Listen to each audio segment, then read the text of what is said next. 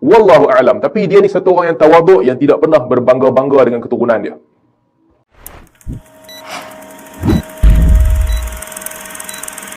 Hari ni kita nak cerita tentang Imam Ahmad bin Hanbal rahimahullah. Imam Ahmad bin Hanbal adalah salah satu di antara imam 4 mazhab. Dalam kelas yang lepas kita cerita tentang Al-Imam Syafi'i rahimahullah, Muhammad bin Idris. Hari ini kita nak cerita pula sedikit sebanyak tentang Imam Ahmad bin Hanbal. Kenapa nama-nama ini besar dan nama-nama ini penting? Sebab nama-nama ini mereka, 4 orang ni lah, Ahmad, Syafi'i, Malik dan Abu Hanifah rahimahullah, mereka berada pada kedudukan pertengahan. Sebelum mereka, zaman tidak ada mazhab yang betul-betul di-establish sebagai mazhab. Sebelum mereka, ada para sahabat yang hebat, ada tabi'in yang hebat dan murid-murid tabi'in yang hebat. Tapi kesan pemikiran seseorang tu sebelum zaman mereka, kesan tu terbatas. Dan orang yang hidup pada zaman itu, ulama yang hidup pada zaman tu sebelum zaman 4 imam besar ni, mereka merdeka di dalam menilai maklumat. Mereka ambil info dari sini, ambil info dari sana, belajar fiqh daripada ulama ni, belajar fiqh daripada ulama itu. Ini zaman sebelum. Dan zaman selepas mereka berempat ini, dan nama-nama lain juga yang sama besar dengan nama-nama mereka, seperti Laith, Sufyan bin Uyainah, Sufyan al-Thawri, Laith bin Sa'ad, nama-nama yang juga besar seperti mereka ini, ramai lagi yang sama macam mereka. Orang-orang ni, zaman selepas mereka pula, manusia mula ikat diri dengan mazhab. Orang tak keluar daripada mazhab. Kebanyakan orang. Meskipun ada ulama-ulama yang hebat juga lahir kemudian, tapi ulama yang lahir kemudian mengikat diri di dalam lapangan mazhab ini. Aku Syafi'i, aku punya penilaian hukum semua mengikut apa yang ditulis oleh Imam Syafi'i. Aku Hanbali, aku ikut apa yang ditulis oleh Imam Hanbali. Aku Hanafi dan aku Maliki. Yang ni zaman kemudian. Sebab para ulama yang zaman lepas mereka letak penghormatan yang sangat tinggi pada pendiri-pendiri mazhab ini. Sebab pendiri mazhab ini dianggap sebagai sekolah. Masuk sekolah tu, belajar cara orang tu. Jadi tak ramai orang yang keluar daripada mazhab. Jadi itu yang special 4 orang ni. Mereka duduk di tengah-tengah. Di antara zaman terdahulu, yang mana keterbukaan maklumat masih ada, tak ada tokoh yang betul-betul dominan, yang orang ikut dia betul-betul 100%.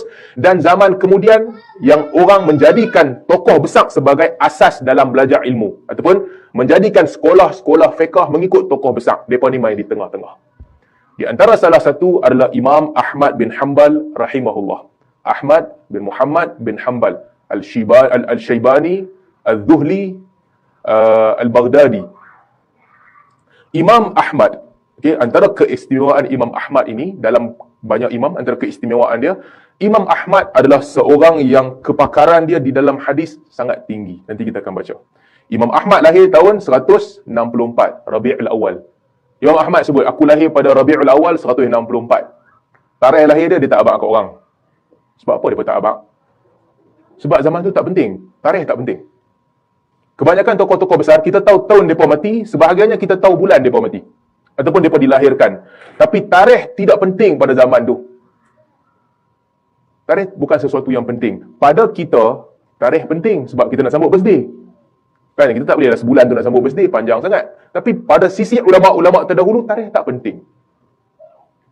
Sebab tu tak ada, kalaulah, katakanlah kan, tarikh kelahiran Nabi SAW itu penting, ataupun tarikh kewafatan Nabi SAW itu penting, orang tak berbeza pandangan. Kalau dia betul-betul penting, semua orang akan hafal. Tapi mereka tidak menganggap itu satu perkara yang penting. Di zaman sahabat, di zaman Nabi SAW, selepas itu, tarikh tak penting.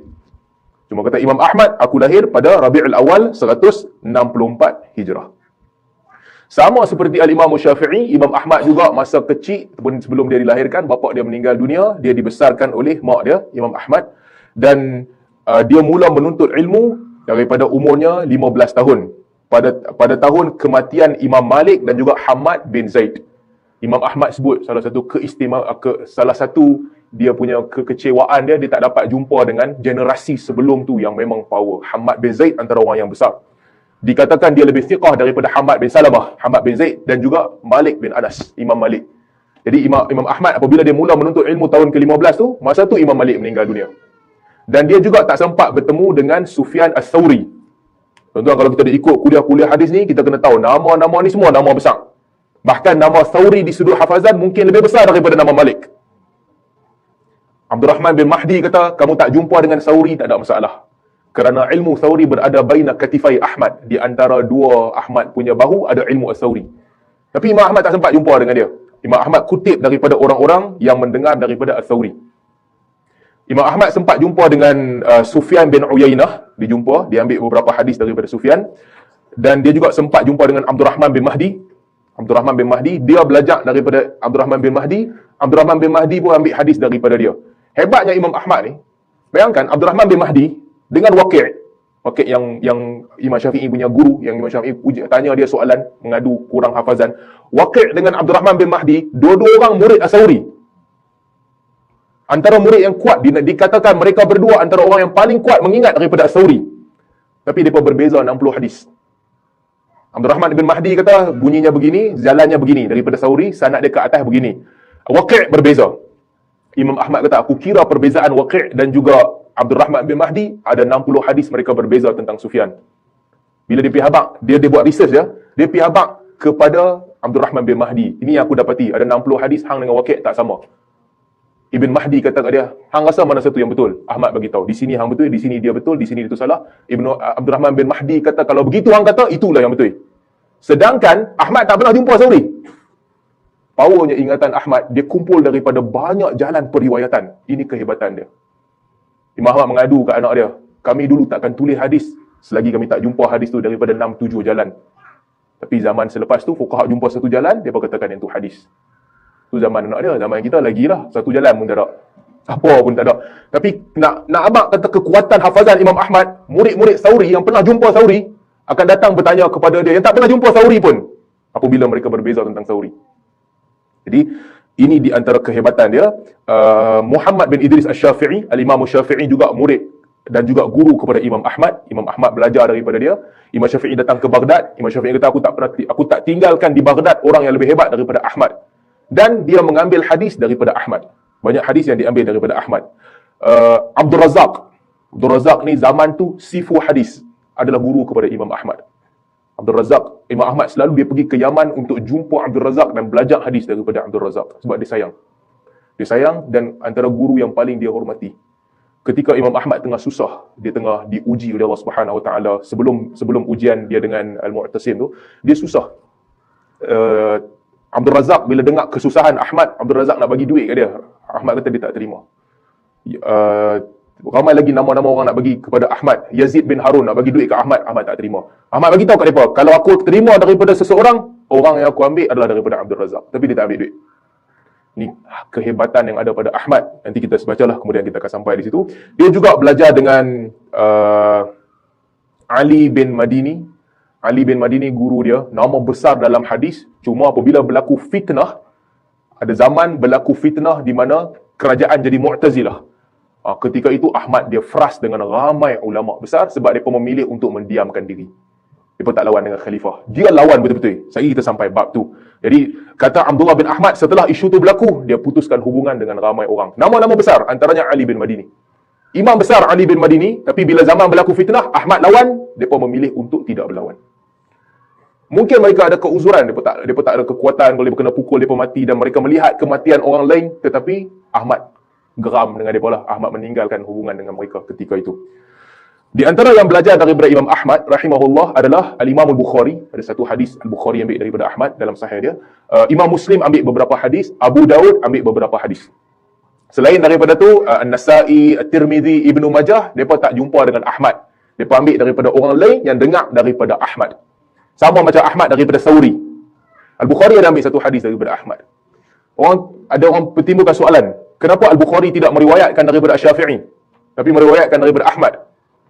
Sebahagian orang yang taksub ni dia berkata Bukhari tak suka Syafi'i. Bukhari kata Syafi'i tak kuat pasal hadis. Wallahu a'lam. Alasan yang lebih tepat adalah Syafi'i bukan pengumpul hadis. Dalam erti kata macam Ahmad dan Malik.